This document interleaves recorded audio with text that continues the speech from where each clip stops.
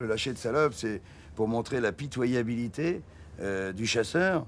Et, je me suis amusé pour que la loupe soit plus nette encore et plus forte. J'ai remplacé le gibier par un être humain, quoi, par la femme. Donc le mec qui dit à la fin, l'autre elle s'est dégueulée dessus et tout, et puis finalement il la tire pas parce qu'elle pue le vomi et tout, donc finalement il décide de pas la tirer. Il dit, la nature était trop belle, je l'ai laissé partir. Une action royale, comme ça, du chasseur sur l'orchestre symphonique de Londres qui joue. Ben, voilà comment j'ai écrit ça. Après, les gens peuvent percevoir de loin que je traite les femmes de salopes, mais c'est pas possible. Quand on le vit, on ne reçoit que la drôlerie qui sont drôleries qui vient toujours des défauts, jamais des qualités. Et donc je mets en exergue les défauts que tous les hommes ont, y compris moi, bien sûr, et moi en premier.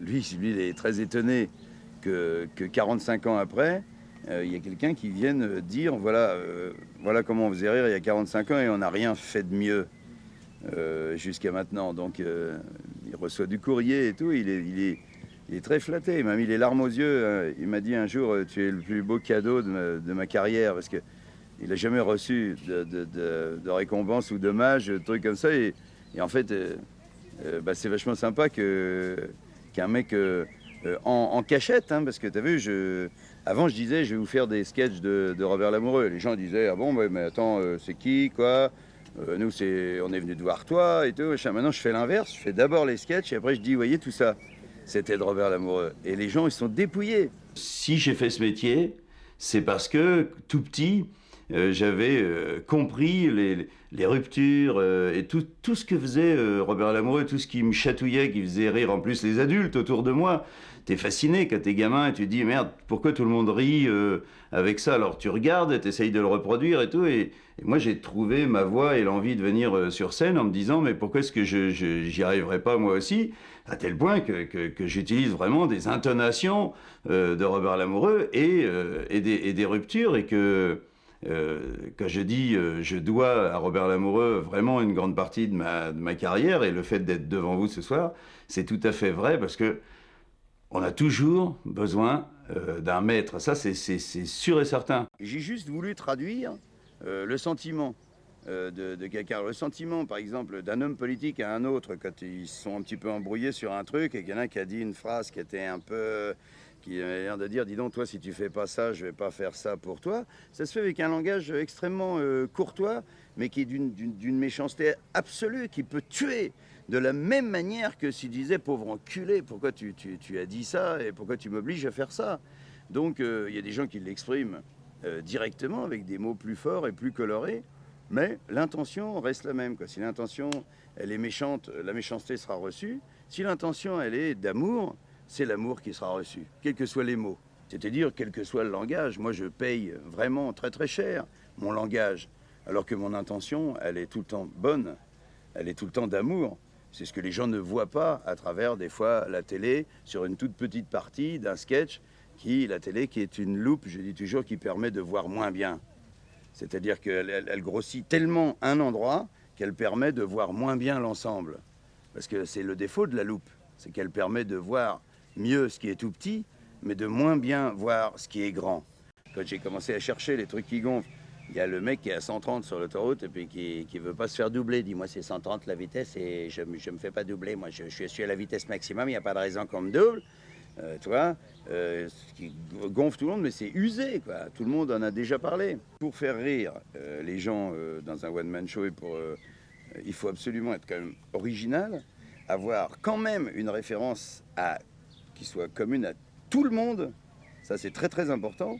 Que tout le monde sache exactement de quoi, que tout le monde dans la salle dise ah ouais, putain, ça gonfle. Parce que si c'est pas vrai, ou si c'est une pirouette, une grimace ou un truc, c'est le dessus du gâteau, c'est de la crème qui est dessus. Mais moi j'ai envie qu'il y ait quelque chose sous la crème.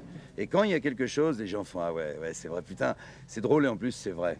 Faire rire les gens, c'est un truc qui se fait sur le moment, présent. C'est aujourd'hui, c'est pas demain, c'est pas en calculant, tirant avec un centimètre, un compas, et puis que tu dis, je vais me mettre ici, là, puis là, je vais mettre 2 rires au milieu de celui-là, ça va me faire 3 rires. Non, c'est les gens qui décident. Ouais, c'est les gens qui décident, là, c'est important parce que Je ne sais plus qui a dit qu'il y avait que 7 manières de faire rire. Je ne pourrais pas vous les redire là, comme il y a 7 notes de musique. Je crois qu'il y a 9 manières d'ailleurs de faire rire. Toi, le quiproquo, le truc visuel. Et c'est pas parce que il n'y a que 7 notes de musique qu'on continue pas à trouver des nouvelles mélodies. Et pourtant, on peut travailler comme on veut, mais on n'a pas de garantie de succès. La mélodie, elle va être fredonnée ou pas par les gens. Bah, c'est pareil pour le rire. Le plus beau Molière qu'on puisse donner à quelqu'un, c'est de dire que ce mec-là sera mort, plus personne ne pourra faire ça. Quelqu'un d'autre fera autre chose, quelqu'un d'autre aura trouvé une autre mélodie, mais ça, plus personne ne pourra le faire. De faire du one-man show, c'est un travail qui est, par définition, pour moi, hein, uniquement inachevé, tout le temps inachevé. Donc, le petit geste que tu fais en plus, parce que tu t'aperçois que quand tu as fini ta phrase, tu fais ah, et, va écrire ah, et, ah, parce que tu finis et parce qu'il faut ce geste-là pour que le rire se déclenche, pour que le doute que tu as toi par rapport à ce que tu viens de dire soit perçu par les gens, que ton impuissance, elle soit perçue, que les défauts de ton propre spectacle soient perçus et que tu expliques bien aux gens que tu es bien conscient qu'il y a un problème et que donc tu as ajouté quelque chose. Et cette petite détresse que tu as, qui t'oblige à faire le petit geste supplémentaire parce que tu n'as pas eu le rire exactement que tu voulais, fait que tu ressors grandi, en fait, d'un petit manque, certainement que tu as eu, et qui t'a déclenché le petit mouvement en plus que tu as fait. Dès que quelqu'un me parle de la beauté de quelque chose et tout, moi j'ai qu'une envie, c'est de le détruire, d'aller dans l'autre sens. Moi c'est ça qui me fait marrer. Tout ce qui est sacré, vraiment, soi-disant sacré, je veux en jouer. Je veux pas dire que ça me gonfle précisément, mais en jouer. C'est-à-dire que tout d'un coup on me dit, c'est génial, oh, je ferai pareil avec la vie qu'avec la mort. J'ai un copain, il me dit, il était en larmes, il me dit, j'ai perdu ma grand-mère. Et immédiatement, pour le réconforter, j'ai dit, moi c'est pareil, toi j'ai perdu la mienne et j'en reprendrai pas. Ça vit pas assez vieux. J'ai comparé sa mère, sa grand-mère, comme si c'était un chien. Et je te jure qu'il a rigolé et qu'il était réconforté et qu'il n'avait aucune idée que j'avais une mauvaise intention envers lui. C'est ignoblement d'amour. Je sais pas comment on peut traduire ça. Eh ben, voilà ce que je fais sur la naissance quand on me dit tout le monde, tous mes copains et tout. On dit c'est un moment absolument merveilleux et tout. Moi je me suis dit mais comment est-ce qu'on pourrait se mettre de l'autre côté et se mettre du côté du bébé pour dire mais est-ce que c'est vraiment merveilleux d'arriver au monde quand même. Le bébé il arrive rarement en chantant tu vois ta ta yo yo. Non, il est boursouflé, il est hyper mal. Il vient d'investir un corps, l'air rentre dans ses poumons, il souffre le martyre et tout le monde sourit autour de lui. C'est pour ça que mon maître indien dit, pour opposer la mort non pas à la vie mais à la naissance, parce que la mort est l'inverse de la naissance. On rentre dans un corps et on quitte un corps. Il dit le jour où vous allez mourir, essayez d'être en paix et d'être souriant et de vous mettre en paix, même avec le pire de vos ennemis, de dire si c'est moi qui ai eu tort, eh ben, je te demande pardon, de se mettre vraiment en paix parce que ce jour-là, il dit autour de votre lit, tout le monde pleure.